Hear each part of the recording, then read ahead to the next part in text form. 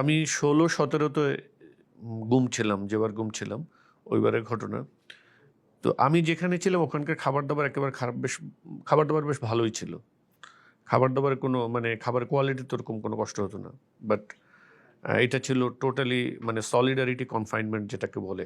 একেবারে আ অন্ধপ্রকোষ্ঠ। সত্যি কারাগারের অন্ধপ্রকোষ্ঠ আসলে ওরকম হয় না। এটা একেবারে চোখ বেঁধে নিয়ে যাওয়ার পর এটা অ্যাকচুয়ালি আমি কোথায় আছি I knew not it. তো 4.5 থেকে 5 ফিট 4.5 থেকে 5 ফিট হবে হাইয়েস্ট রুমটা। লম্বা 10 ফিট এরকম। কোনো জানালা দরজা কোনো কিছু নাই। শুধু সামনে লোহার শিক। কোনো উইন্ডো বা ওরকম কোনো কিছু নাই। এখানে যাওয়ার পর থেকে খাবার-দাবার যতই ভালো হোক না কেন, ইউ ডু নট নো যে আপনাকে কখন মেরে ফেলতে পারে, মানে ক্রস দিতে পারে, যেকোনো কিছু হয়ে যেতে পারে। এরকম একটা অবস্থা খাওয়ার-দাওয়ার তো আসলে মানুষের ভালো অবস্থা থাকে না। তো ওখানে সপ্তাহে ৩ আইটেমের নাস্তা দিত। মানে ৭ দিন ৩ রকম নাস্তা দিত। এর ভিতরে একটা নাস্তা ছিল এই ছোট পরোটা। একটু লুচি টাইপের ছোট পরোটা। এর ডাল-টাল দিত এটার সাথে ইয়ে করে। এটা বেশ মানে যে আইটেমগুলো দিত নাস্তা এটার মধ্যে এইটা পছন্দের নাস্তা ছিল আরকি। তো একদিন আমি রাতের বেলা মানে কোনো কারণে মন-টন খুব খারাপ ছিল, রাতের বেলা খাইনি। তো সকালবেলা যখন নাস্তা দিছে এই ছোট, ছোট ২ টো পরোটা দিত আর আপনার ডাল দিত। তো ওইদিন রাতে না খাওয়ার কারণে সকালবেলা প্রচণ্ড ক্ষুধা লাগছে। ঠিক আছে? কিন্তু ওখানে নিয়ম হলো খাবার যেটা দিয়ে যাবে আপনি বাড়তি কোনো কিছু চাইতে পারবেন না। অ্যাকচুয়ালি ওখানে আপনি শুধু প্রস্রাব পায়খানা করতে যাওয়ার সময় আপনি ইয়েতে নক করবেন। এছাড়া you do not have any right to speak anything, say anything এরকম ব্যাপারটা আরকি। কোনো শুনশান নীরবতা একেবারে। তো যখন ওটা খাচ্ছিলাম তখন ওইটা আবার একটা ব্যাপার আছে যে কখনো ডালটা একটু পরিমাণে বেশি থাকে, কখনো একটু কম থাকে। তো যখন একটু ক্ষুধাও থাকে, ডালটা একটু পরিমাণ বেশি থাকে তখন মনে হয় অ্যা মানে পরোটাটা যদি আরেকটা হতো এরকম। তো ওইদিন যেহেতু রাতে খাইনি, সকালবেলা আমার মনে হচ্ছিল যখন খাবারটা দিছে, ছোট ২ টা লুচি টাইপের পরোটা। তো মনে হচ্ছিল যে যদি আরেকটা লুচি হইতো তাহলে মানে খুব ক্ষুধা লাগছে। এটাতে আমার মনের মানে পেটের ক্ষুধা মিটতেছে না, এরকম অবস্থা। তো এখানে তো চাওয়া যাবে না, নিষেধ। তো আমি এটা ভাবতেছিলাম আরেকটা হলে খুব ভালো হইতো, আরেকটা হলে খুব ভালো হইতো। কিন্তু যেহেতু চাওয়া যাবে না, আমি ওটা এক্সপেক্ট করতেছি না যেটা আমি পাবো। হঠাৎ করে পিছন থেকে সেন্ট্রি এসে আমার ওই ইয়েতে শিকে নক করছে। আপনার কি আরেকটা পরোটা লাগবে?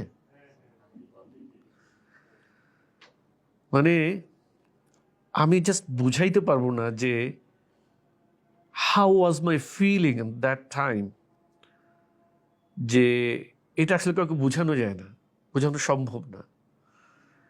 যে লক্ষ কোটি বিলিয়ন বিলিয়ন মানুষ, হ্যাঁ, লক্ষ কোটি কোটি কোটি কোটি মানুষের ভিতরে আমি ক্ষুদ্র নগণ্য একজন পাপী মানুষ, সেই কারাগারের কোন অন্ধ প্রকোষ্ঠে আরো অন্ধকারে আমার মানে হৃদয়ের কোন গভীরে কোথায় একটা পরোটা চেয়েছে।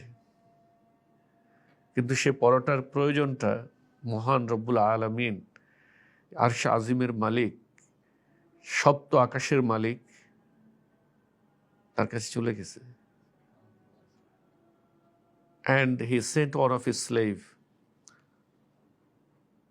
to give that paratha to me. সে আসছে এবং আমাকে পরোটাটা দিয়ে গেছে। এইটা কোনো নাস্তিকের কাছে কোইন্সিডেন্স হতে পারে, বাট একজন ইমানদারের কাছে এটার মূল্য, এটা অমূল্য। এটাকে আপনি কখনো কোনো যুক্তি দিয়ে, কোনো বস্তুগত কোনো কিছু দিয়ে আপনি এটা বিশ্লেষণ করতে পারবেন না। এটা অমূল্য। এটার আল্লাহ তাআলা কুরআনুল কারীমে একটা আয়াতে বলেছেন যে সানুরিহিম আয়াতিনা ফিল আফাক ওয়া ফি আনফুসিহিম। আল্লাহ তাআলা বলছেন যে আমি তাদেরকে আমার নিদর্শন দেখাবো, হরাইজনেও দেখাবো, ঠিক আছে, আবার তাদের ভিতরে, আপনার ভিতরে মানে আপনার নিজের এক্সপিরিয়েন্সের মধ্যে দিয়ে আল্লাহ তাআলা দেখাবেন। হাত্তা ইয়াতাবায়্যানা লাহুম, যে এমন এভাবে দেখাবেন যে তার কাছে এটা স্পষ্ট হয়ে যায় আন্নাহুল হক, মহান আল্লাহ হলেন মহাসত্য, তিনিই সত্য।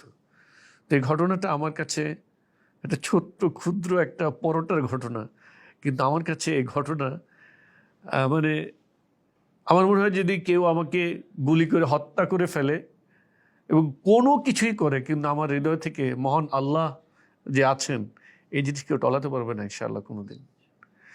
ছোট্ট একটা পরোটার ঘটনা, কিন্তু আমার হৃদয়ে এটা যে আলো দিয়েছে, এই আলো কোনোদিন নিভবে না ইনশাআল্লাহ। এই ঘটনাটা আপনাদের সাথে শেয়ার করার জন্য মানে I was in tear that time and I am in tear now as well. আল্লাহ তাআলা আমাদেরকে মাফ করে দিন, আমাদের গুনাহগুলো মাফ করে দিন। আল্লাহ তাআলা আমাদের জান্নাত দান করুন, মাফ করে দিন। আসসালামু আলাইকুম ওয়া রাহমাতুল্লাহি ওয়া বারাকাতুহু।